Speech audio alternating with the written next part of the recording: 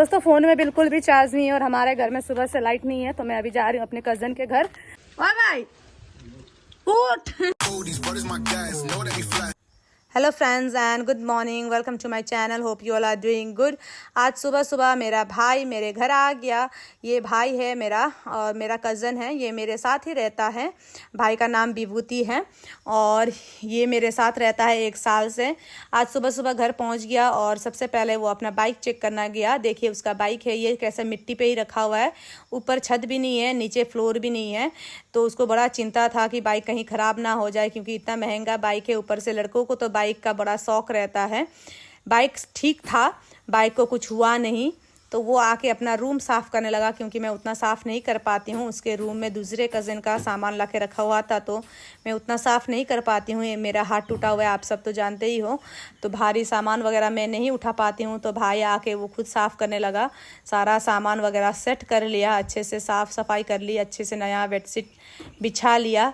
वैसे उसने अपना साफ़ सारा कर लिया, मुझे कुछ करना नहीं पड़ता है जब वो रहता है तो। और फिर मैं चली गई अपने किचन का काम समेटने, क्योंकि बच्चों को स्कूल भेजने के बाद मैंने किचन का कुछ काम नहीं करा था। खा पी के बर्तन वैसे ही पड़े हुए थे। हम लोग ऐसे कांस के थाल में खाते हैं दोस्तों। ये है कांसा का थाल, अगर आप लोग ने सुना होगा, कांसे की थाली में चांदी का सिक्का, यही वाला थाल होता है वो प्लेट। तो हम लोग इसी प्लेट में खाते हैं हमेशा। हमारे नेपाली लोग मैक्सिमम इसी तरह के प्लेट में खाते हैं। ये बहुत हैवी रहता है दोस्तों, ये प्लेट बहुत ही हैवी रहता है और इसको अच्छे से साफ़ करना होता है दोस्तों। अगर आप लोगों को पता नहीं हो तो बता दें। मुझे अगर स्टील वगैरह के प्लेट में खाने दिया जाता है ना, मुझे ऐसा लगता है कि मैं बाहर की हूँ, मैं घर की नहीं हूँ, मुझे अपमान करके दिया है। पता नहीं क्यों अजीब सा फील आता है, क्योंकि बचपन से हम लोगों ने इसी प्लेट पे खाया है ना, कांसे की थाली में ही खाए हैं। तो इसीलिए सबसे पहले मैं घर का बर्तन मांजना पसंद करती हूँ। जूठा बर्तन घर पे नहीं रखना चाहिए, ऐसा बोलते हैं हम लोग। तो मैं सबसे पहले बर्तन मांज देती हूँ कुछ भी काम फ्री होने के बाद। दोस्तों फ़ोन में बिल्कुल भी चार्ज नहीं है और हमारे घर में सुबह से लाइट नहीं है, तो मैं अभी जा रही हूँ अपने कज़न के घर। बस 2% चार्ज है। देखिए चार्जर और दूसरा फ़ोन भी मैं लेके जा रही हूँ, वहीं चार्ज करूँगी। और कुछ वीडियोज़ अपलोड करने हैं इंस्टा और फेसबुक में, वो भी अपलोड करूँगी उस दीदी के कज़न के घर से। मेरा वाईफाई भी नहीं चल रहा है, घर का सारा काम कर लिया। भाई थोड़ा रेस्ट कर रहा है, तो बच्चे भी स्कूल में हैं। मैं सोची थोड़ी देर कज़न के वहाँ हो आती हूँ, क्योंकि बहुत दिन ऐसे गए भी नहीं है। मिलते तो रोज़ हैं, उसके बच्चे और दीदी के बच्चे और मेरे बच्चे साथ में स्कूल जाते हैं। मेन रोड एक ही है, बस रोड के इस पार और रोड के उस पार है हम दोनों का घर। तो चलिए कज़न का घर का थोड़ा सा व्यू दिखाऊंगी आप सबको।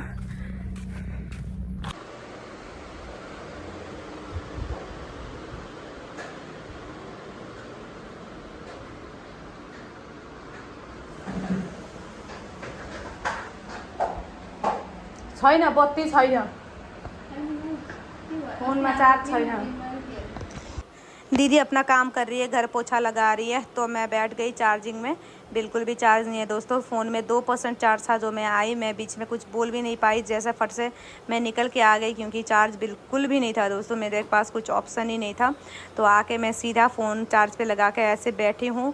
और फिर दीदी भी आ गई मेरे साथ में, बैठ के बातें करते हुए, हम दोनों बातें करते हुए अपना काम कर रहे थे। मैं फेसबुक और इंस्टा थोड़ा देख रही थी और दीदी भी कपड़े फोल्ड करने आ गई मेरे सामने ही। हम लोग बैठ के खूब सारे गप्पे मारे और फिर दीदी ने बनाया नाश्ता। ये रहता है शायद बाजरा बोलते हैं, क्या बोलते हैं पता नहीं, हम लोग तो फापर बोलते हैं इसको नेपाली में। इस वक्त इसका पैनकेक टाइप का रोटी बना के खाते हैं, चीला भी बोलते हो आप लोग शायद। तो ये बना के खाया, खूब सारा नाश्ता करा। उसके बाद दोस्तों इतना बारिश हो गया कि मुझे दौड़ दौड़ पे घर आना पड़ा। मैंने कपड़े सुखाए हुए थे छत पे और बच्चों का यूनिफॉर्म था, तो मुझे दौड़ते हुए घर आना पड़ा। रेनी सीजन में दोस्तों यही प्रॉब्लम होती है, 5 मिनट धूप आएगी, फिर 5 मिनट बारिश होगी। समझ में नहीं आता कब धूप आएगी कब बारिश होगी। कहीं जाओ तो फिर भागते हुए घर आओ। भाई को मैंने कॉल करा कि कपड़े उठाने के लिए, वो बेचारा थका हुआ था ना, रात भर का ट्रैवल करके आया था, वो जागा ही नहीं, तो मुझे ही दौड़ के आना पड़ा। भाई इतनी ही गहरी नींद में सोया है। देखिए दोस्तों, मैं दौड़ के आई, उसको जगाने की कोशिश करी, वो जगा नहीं। फिर मैं फ़ोन चार्जर ऐसे सीढ़ी पे रख के कपड़े उठा के आई। दोबारा वापस से आके मैं इतना ढकढका रही हूँ, इतना दरवाज़ा खटखटा रही हूँ, वो खोल ही नहीं रहा है। मैंने कॉलिंग बेल बजाई, फिर भी नहीं जागा। फिर मैं खिड़की से बुलाने के लिए गई हूँ उसको, खिड़की के पास होता है ना वो इसका बेड। तो देखा कि यहाँ लेबर लगे हुए थे घर के पीछे। इतना अच्छा फला हुआ गुआवा, देखिए इतना फल लगा हुआ था इस गुआवे में, पता नहीं इसने क्यों काट दिया। मुझे तो इतना ही गुस्सा गुस्सा आया इन लेबर्स पे कि इतना फल लगा हुआ तो काटने की कोई ज़रूरत नहीं थी ना। फिर मैंने इसको खिड़की से उठाया, देखे बेचारा इतना प्यार से सो रहा था, मुझे इतना बुरा लगा ना कि उसको उठाना पड़ा। इतनी गर्मी थी, लाइट नहीं थी घर पे, वो पंखा चला के, हाथ से पंखा चला चला के भी वो सो रहा था। इतना प्यारा लग रहा था मेरा भाई। फिर मेरे घर पे आ गए कल के जो मेहमान, जिसके घर पे हम कल गए थे, वो दीदी भाभी सभी कल आज फिर दोबारा मेरे घर में आए हैं। एक्चुअली ये लोग किसी और काम से आसपास आए थे, बारिश होने लगा तो फिर मेरे घर पे आ गए।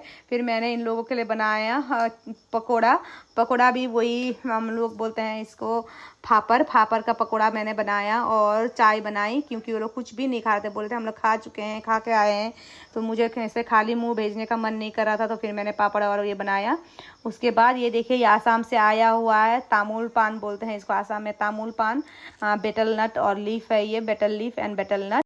मुझे तो नहीं लगता कि मैं इतना अच्छा खाना बनाती हूँ, फिर भी ये लोग इतना प्यार से इतना खुश होकर खाते हैं, मुझे बहुत ही अच्छा लगता है। सब लोग बोल रहे थे कि बहुत अच्छा पकोड़ा बना है, पकोड़ी क्या बोलते हैं आप लोग, और चाय भी, बट मैं नहीं खाती तेल का और चाय चीज़। तो दीदी भाभी लोग निकल गए अपने घर की ओर, तो मैं भी गई इन लोगों को रोड तक छोड़ने, क्योंकि मुझे भी बुरा लग रहा था कि मैं अकेली हो जाऊंगी घर पे, तो मैं भी चली गई सबके साथ रोड तक। मैंने सोचा कि मैं जाऊंगी और आते हुए बच्चों को भी लेकर ही आऊँगी, क्योंकि बच्चों का भी स्कूल से आने का टाइम हो गया था। चलिए दोस्तों, बच्चे स्कूल से आ गए हैं, बारिश रुकी हुई थी तो इसलिए मैं अम्ब्रेला लेके नहीं आई, दोबारा बारिश स्टार्ट हो गया और बच्चे हम सब भीगते हुए घर आ गए। आप सभी से मैं कल बात करती हूँ। आज के लिए इतना ही। अगर आपको मेरा वीडियो अच्छा लग रहा है तो please like share and subscribe कर देना। Bye bye.